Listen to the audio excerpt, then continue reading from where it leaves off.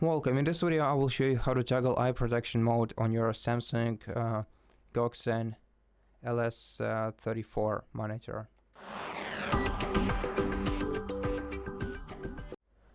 First of all, you have to reach for the D-pad located beneath your Samsung logo. Press the middle D-pad key to open navigation menu, then up D-pad key to go to the main menu, and press middle D-pad key to confirm.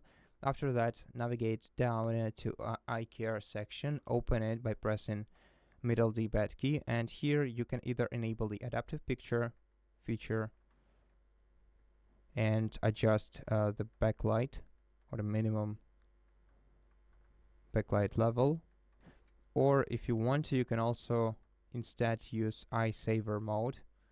You can set it to low or high levels, and this way you will basically protect your eyes from